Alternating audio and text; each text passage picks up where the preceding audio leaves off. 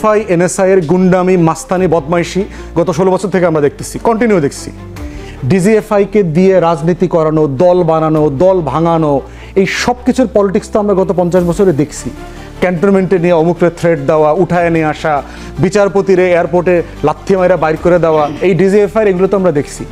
প্রশ্ন হচ্ছে টার্কিতে, ইজিপ্টে, পাকিস্তানে ওখানকার গোয়েন্দা সংস্থার এই কাজগুলো যেটা হয়েছে তারাকে রাষ্ট্রকে করতে দেয়, রাষ্ট্র গড়তে পারে নাই তারা।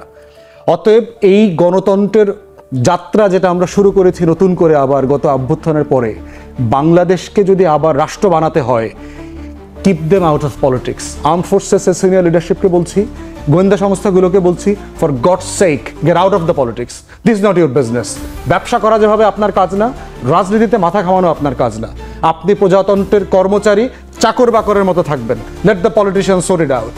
রাজনীতিবিদরা, রাজনৈতিক দল ডিসাইড করবে কি হবে কি হবে না। আপনি কর্মচারীর মতো থাকেন।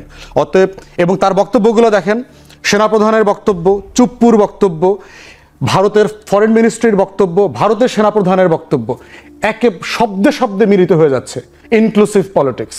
ইনক্লুসিভ পলিটিক্সের কথা 2014-তে মনে ছিল না, 2018-তে মনে ছিল না, যখন এই আর্ম ফোর্সেসের অফিসাররা, পুলিশরা মিলে রাতের ভোট করে দিয়েছে, তখন বাংলাদেশে ইনক্লুসিভ পলিটিক্সের কথা মনে ছিল না, 2024-এ মনে ছিল না যে ইনক্লুসিভ পলিটিক্সের কথা।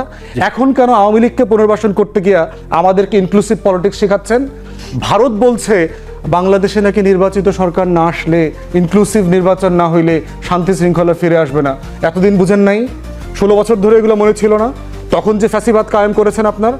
অতএব ইনক্লুসিভ পলিটিক্স কি জিনিস এটা আমরা জানি, আমরা বুঝি বলি আপনাদেরকে বলছি, gate out of politics. This is not your business.